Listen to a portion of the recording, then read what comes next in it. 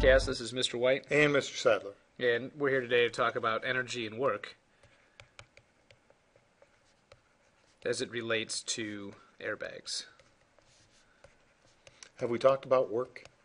The physics term work? Yeah, we talked about it, remember, when we did the pole vault experiment. And we talked about applying forces over distance, etc. So what we want to talk about what kind of energy is involved before the accident, what's happening to you during the accident, and why airbags.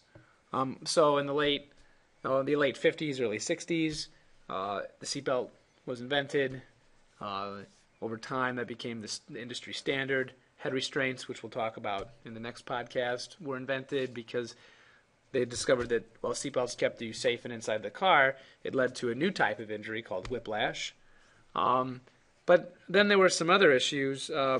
Some crashes were so extreme, so violent, that people were still running into the car. So whether it be the dashboard or the seat in front of them. Or the steering wheel. And so this was something that needed to be resolved or worked on. And so the airbag, in fact, was invented. Seems like a lot of students don't realize that the airbag is a recent invention. Yeah. Well, my first car didn't have an airbag. That was a 1988 Honda Civic. No airbags in that car. My second car was a 1999 Hyundai Elantra, and it only had an airbag as required by law. That car was dirt cheap.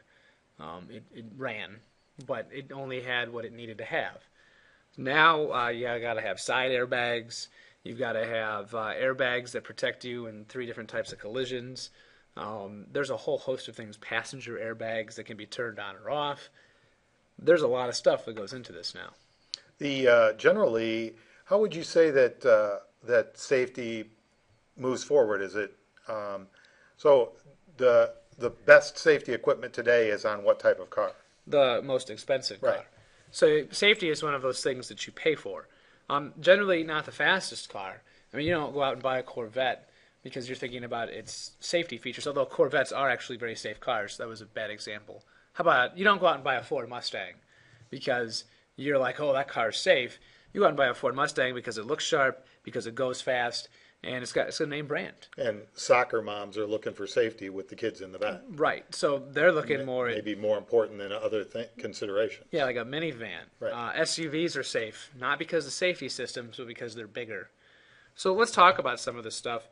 So right before you're in an accident, the car you're in is moving. Right. Okay, so car is moving. It has some V, and therefore it has a lot of what? What kind of? Kinetic energy. It has a lot of kinetic energy because of this equation that we saw way back in Chapter 2. And if we want to change the kinetic energy, if we want to steal the kinetic energy out of the car, we have to do what? Work. We have to do work. And so that's force over distance. So we got to apply some force over some distance to stop that car. Correct. Now this works in a very this works most of the time, 99.99% of the time, where you're going to where the work done is equal to the change in kinetic energy. So whatever kinetic energy it had is reduced to 0 by applying the brakes over a long distance. Okay, so whether you're going 30 miles, let's say you're going 30 miles an hour, you're probably going to apply the brakes over 100 feet. And you're going to apply a reasonable force so that the airbags in your car don't deploy. Right. So that your seatbelt doesn't have to do work to stop you. Just the friction between you and your seat is good enough. Okay? That's a normal situation where you have normal forces, normal stopping distances to take away a reasonable amount of kinetic energy in the car.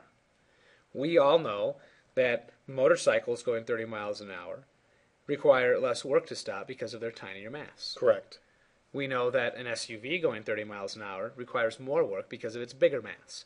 That comes right here out of our equation, half mv squared. Now, but if I were to ask you about kinetic energy, Mr. Sadler, yes, is mass the most important term? No. You can tell from the formula it's not. So half times the mass times.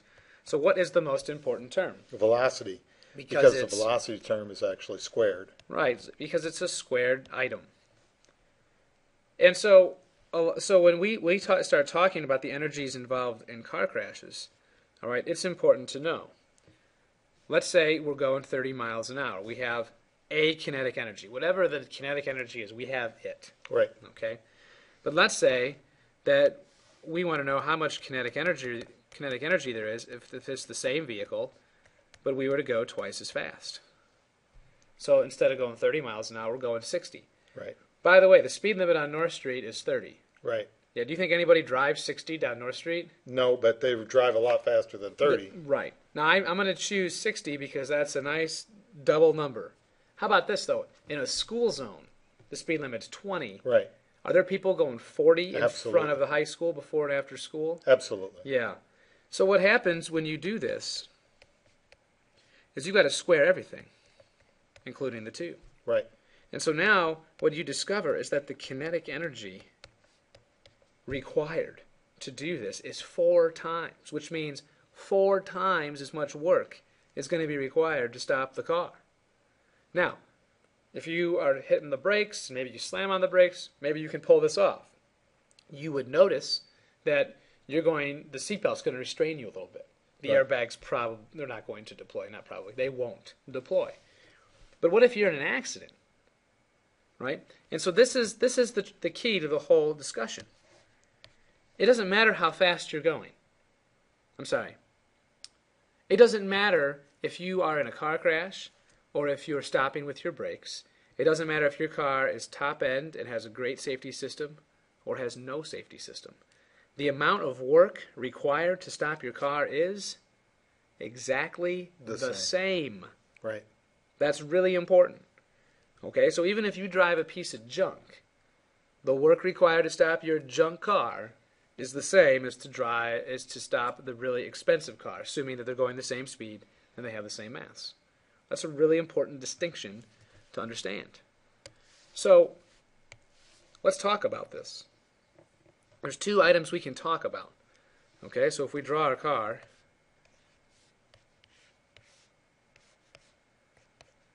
we'll talk about this again at the end of the chapter, but there's something in the front of your car called Crumple zone. a crumple zone or a crush zone.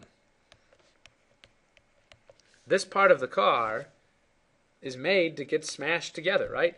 The back of your car usually has one too. And it's made to compact in this distance. Okay? So, if work is force times distance, and if the change in kinetic energy is the same, no matter what, okay, by going double the speed, we quadruple the energy, we quadruple the work. And the stopping distance is the stopping distance. Right. Just like gravity was dumb and it just acts on anything, your car's crush zone or crumple zone is dumb. It's going to smash up in this distance, it's going to smash together. So, if the kinetic energy goes up by a factor of 4, the work required has to go up by a factor of 4. Correct. And if the stopping distance is the same, what happens to the stopping force? It increases by 4. By a factor of 4. Correct. And all of a sudden, that force is going to be distributed to you. This is bad. Right. The speed limit is there, of course, for your protection. We could also talk about the seats that you sit in, and specifically the airbags. So, as I come forward, and if I were to make contact with the with the steering wheel, is that a large stopping distance for my face or a small stopping distance? Small stopping distance. As far as I know, it doesn't bend much when you hit it with your face. Right. So the stopping force must be High. enormous. It must be really, really high.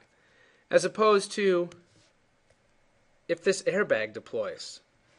And the airbags deploy at a remarkable speed. Before your brain even registers that you've been in an accident, the airbag is already fully inflated, Right. waiting for you to run into it. Right. Okay? Now, this may not seem like a lot, but I have just increased my stopping distance from not much to about 1.5 feet, 2 feet. So what has to happen? If the stopping distance goes up, what has to happen to the stopping force? Down. It has to go down. Remember, the work required to stop me in my face is exactly the same. So if one of these factors goes up, the other one must go down. Correct. Okay? So we've talked about two very different things. Okay? We've talked about slowing down to reduce work. Correct. Okay? This is something that you can control. Right. You can control how fast you're going. Then we've talked about spending some money for safety. To increase that distance or time. To increase the stopping distance. So the work done, I can have a tiny force over a large stopping distance, okay? Or I can have a really tiny stopping distance and a large force. with a large stopping force. The work done is the same, but which car is safer? Option number 1 or option number 2? I like to compare a baseball. You catch a baseball with your hand, and the stopping distance is very small. It hits your hand. And you catch it with the baseball mitt, and even if it hits your hand still, that distance increases, and the force is less. Right. And so there's all kinds of analogies, that, like with the baseball, that we can bring into this and think about. The bottom line is we've got to understand the physics behind all of this. So when we're doubling the speed, what are we doing? So what did you guys do today in your experiment? Well, you dropped an egg. Okay? And if the egg was unprotected and it just hit this surface, all right, what you saw was a really tiny stopping distance and therefore a really big stopping force. And the egg broke. And the egg broke. And then you did this other experiment where it had the same amount of kinetic energy to start because it started from the same height. Right. And it smashed in here, and it created like this little, it nestled in.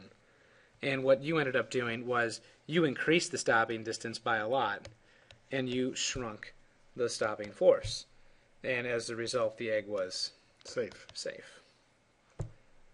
And so you simulated what happens in an airbag. You simulated what happens in a crumple zone. Just like with seatbelts. They're not perfect. You still might walk away with some injuries, but the key is at least you're walking away. Not something that you could have done 20 years ago before the airbag was commonplace in every car ever made. I believe that covers airbags and work and energy. Yep. So signing off, this is Mr. White. And Mr. Sadler.